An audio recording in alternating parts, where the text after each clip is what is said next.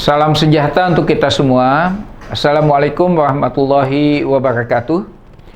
Dengan memanjatkan puji syukur, kita bisa ketemu kembali dalam pertemuan yang keempat ini, yaitu perkuliahan hukum tata negara dengan pokok materi adalah sistem konstitusional.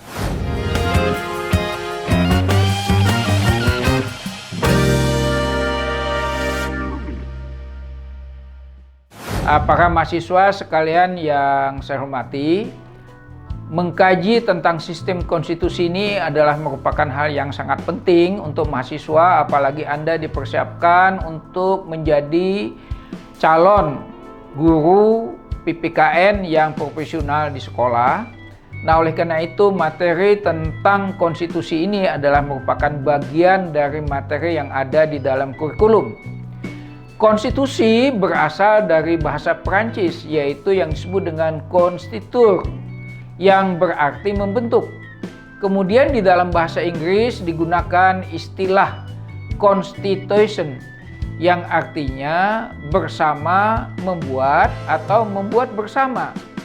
Nah, para mahasiswa sekalian, selanjutnya dalam bahasa Belanda, constituer dipersamakan dengan istilah yang disebut dengan grondwet, yaitu grond berarti dasar, sedangkan wet itu berarti bersama-sama. Kemudian bahasa Belanda ini dipersamakan di dalam bahasa Indonesia. Konstitusi adalah hukum dasar atau yang kita sebut sering diistilahkan dengan undang-undang dasar. Para mahasiswa sekalian yang saya hormati, berbagai ahli hukum ketatanegaraan memberikan definisi tentang konstitusi ini sangat bervariasi, sangat banyak sekali macamnya. Nah, oleh karena itu, secara umum saya bisa sampaikan apa ini maksud dengan konstitusi.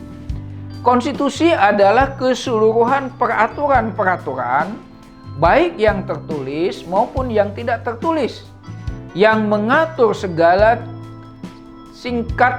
secara singkat tentang cara bagaimana menyelenggarakan pemerintahan dalam suatu negara.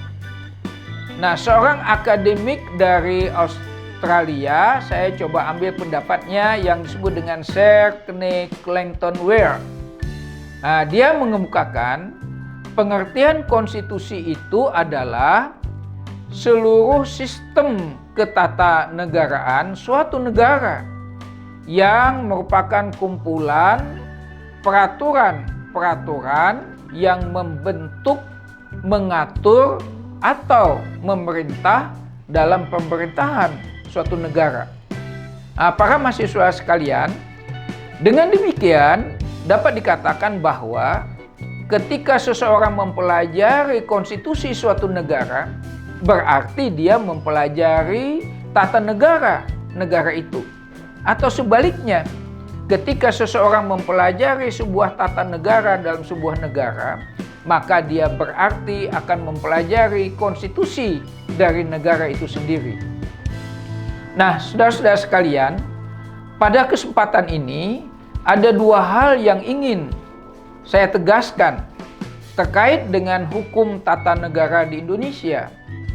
Yang pertama, berdasarkan penjelasan Undang-Undang Dasar 1945 yang disahkan pada tanggal 18 Agustus 1945, di dalam penjelasan itu menjelaskan bahwa yang pertama, Undang-Undang Dasar ialah hukum dasar yang tertulis. Sedang di sampingnya Undang-Undang Dasar itu berlaku juga hukum dasar yang tidak tertulis, ialah aturan-aturan hukum dasar yang timbul dan terpelihara dalam praktek ketatanegaraan yang meskipun tidak tertulis, namun selalu dilaksanakan dalam kehidupan berbangsa dan bernegara. Yang kedua, dijelaskan dalam sistem pemerintahan, ditegaskan bahwa negara Indonesia itu adalah negara yang berdasarkan atas hukum atau yang disebut dengan Rechtsstaat, tidak berdasarkan atas kekuasaan belaka atau yang disebut dengan Machtsstaat. Nah, kedua materi ini perlu kita diskusikan lebih lanjut sebagai sebuah contoh tentang adanya hak prerogatif presiden dalam mengangkat dan memberhentikan para menteri. Apakah hak prerogatif ini sudah sesuai dengan sistem negara hukum atau lebih mengarah kepada restart? Nah, demikian pertemuan kali ini, dan selanjutnya kita akan masuk dalam kegiatan pembelajaran berikutnya. Oleh karena itu saya ingin Anda untuk mendiskusikan apa yang dimaksud dengan sistem negara hukum itu dan bagaimana dalam mengimplementasikannya.